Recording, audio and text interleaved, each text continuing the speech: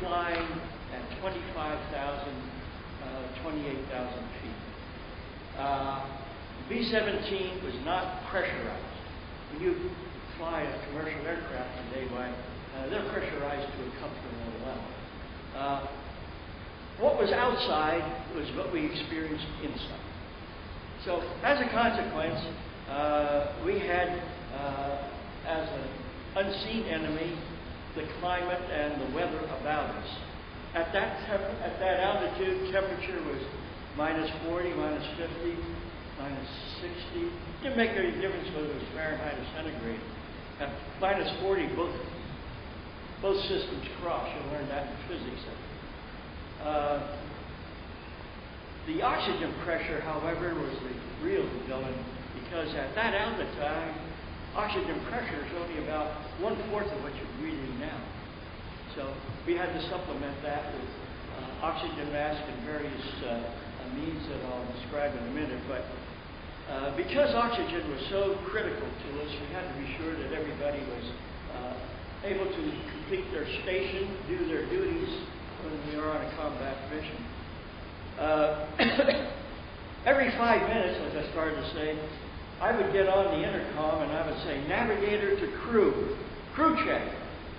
Trail gunner, okay. Waist gunner, okay. Ball turret, okay. Radio operator, okay. Flight deck, okay. Flight engineer, okay. Bombardier, okay. Well, once in a while I was busy doing some other things, and so Jim the Bombardier would have to get on the horn and he would sound out the same message. Bombardier to crew, crew check. Tail gunner, okay. Waist gunner's okay.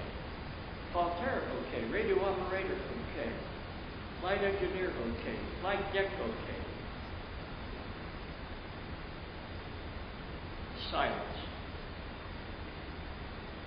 Jim the pilot called down, Wally the pilot called down to Jim and he said, hey, Mike didn't answer.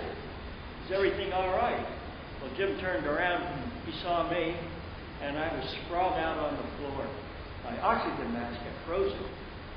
We were in high humidity. Now, flight surgeons told us that our life expectancy without oxygen at that altitude was about 2 minutes. Well, Jim turned around, he clamped the oxygen mask on my face.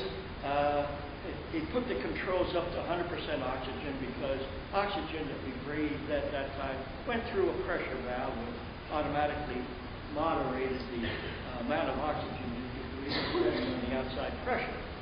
So I was standing up in about 30 seconds right away, and I waved to I could stand up and I could see the pilot through my little dome and told him I was okay. But how close was I? Very close.